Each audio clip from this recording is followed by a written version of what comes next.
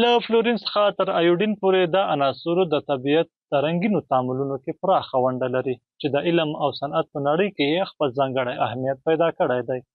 درنو لیدونکو سلام، خوشحال یم چې زموږ سره یئ.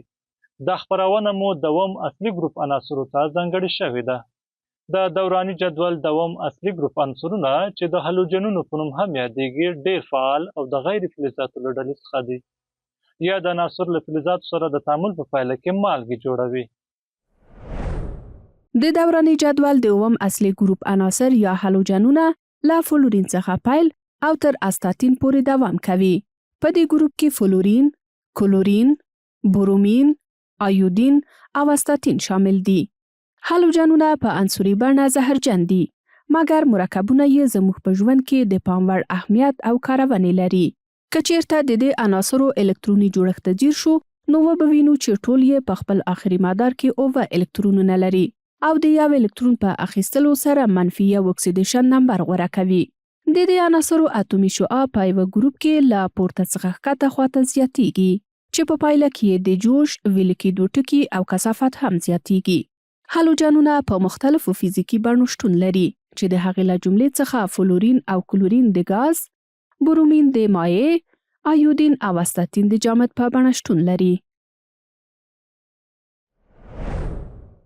هایدروجن هالایدونه. هایدروجن هالایدونه هغه کیمیاوي مرکبونه دي چې د هایدروجن او هالوجنونو له تعامل څخه لاسته راځي. د دې مرکبونو عمومي فرمول HX دی، چې دلته X د هالوجن عنصر راښيي. د هایدروجن هالایدونو ترمنځ هایدروجن فلوراید تر ټولو کمزوري تیزاب دی، چې لامل یې د هایدروجني اړیکو شتون دی. د هایدروجن هالایدونو قوت د هغوی د اتومي نمبر په زیاتوالي سره زیاتیږي. هالوجنونه له هایدروجن سره تعامل کوي او لاندې مرکبونه جوړوي. که هایدروجن له فلورین سره یو ځای شي، هایدروجن فلوراید جوړیږي. په همدې ډول هایدروجن او کلورین یو له بل سره تعامل کوي، چې په پایله کې هایدروجن کلوراید لاسته راځي. د هایدروجن او برومین ترمنځ تعامل د هایدروجن برومید د تولید سبب ګرځي. په ورته توګه هایدروجن د ایودین سره تعامل کوي، چې له امله یې هایدروجن ایوداید منځته راځي.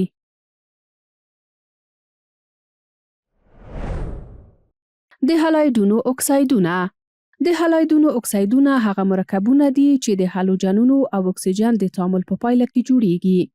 دا مرکبونه تر ډیره غیر ثابت، ډیر فعال او په مختلفو فازونو لکه ګاز، مایع او جامده بڼه موندل کیږي. د هالایدونو ډیری اکسایدونه له اوبو سره تعامل کوي او اړونده تیزاب تولیدوي.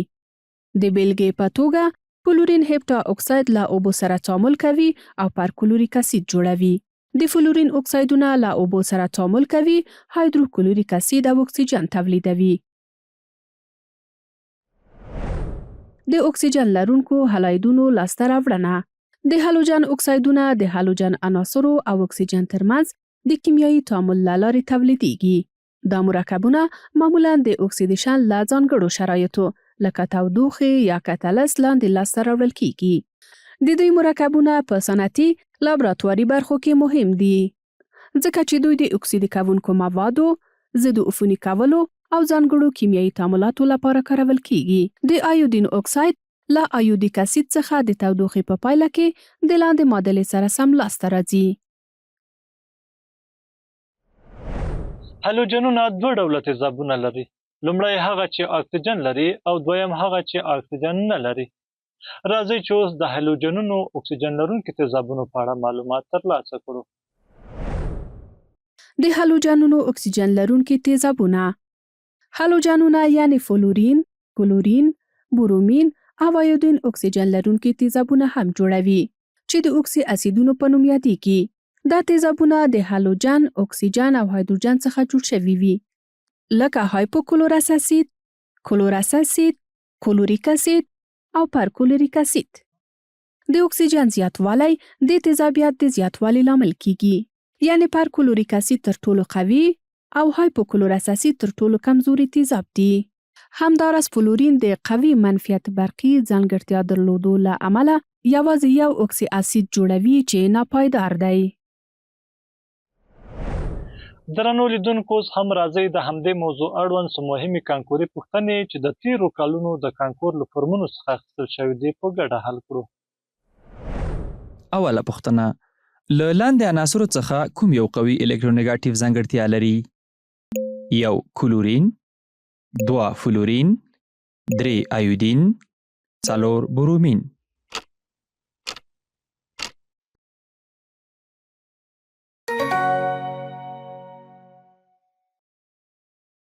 تشریح.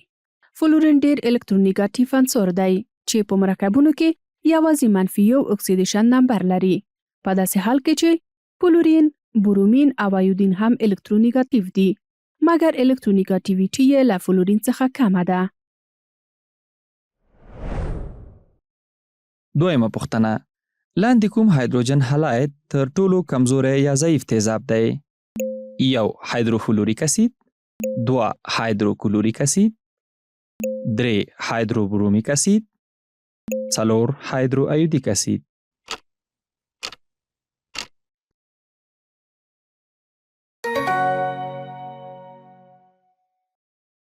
تشریح. په هایدروجن هلایدونو کې تیزابیت د هایدروجن ایون د ازادیدو په وړتیا پورې تړاو لري. د هایدروجن فلوراید د مالیکولونو ترمنځ قوي هایدروجني اړیکه شتون لري، نو ځکه د هایدروجن ایون ازادیدل سخت دي چې دا عمل تیزاب کمزوري کوي. دریمه پوښتنه: له لاندې مرکبونو څخه کوم یو د هایدروفلوریک اسید په نوم یادیږي؟ 1 HF، 2 HCl، 3 HBr، 4 HI.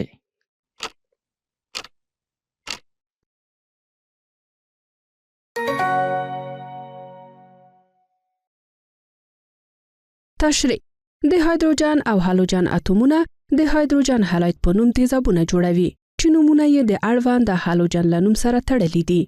له یادو مرکبونو څخه فلورین تر ټولو لوړ برقي منفیت لرونکی عنصر دی او د هایدروفلوریک اسید نوم د هغه مرکب لپاره کارول کیږي چې هایدروجن او فلورین لري. څلورمه پوښتنه: د اووم ګروپ عناصر معمولاً کوم اکسیدیشن نمبر لري؟ 1 مثبت 1، 2 منفي 1، 3 مثبت 15، 4 منفي 2.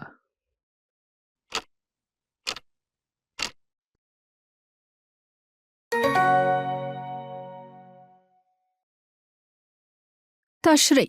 د اووم ګروپ عناصر معمولاً -1 اکسیدیشن نمبر لري، خو کله چې د لوړ برقي منفیت لرونکو عناصرو لکه د اکسیجن یا فلورین سره یو ځای کیږي، د دوی اکسیدیشن نمبر مثبت هم کېدای شي، لکه مثبت 1، مثبت 3، مثبت 15 او مثبت 9. درنو لیدونکو، دا وه زموږ د کیمیا اوسنۍ خپرونه. پر بلې خپرونې چې بیا ستاسو په حضور کې حاضرېږم، تاسو ټول په لوی الله سپارم.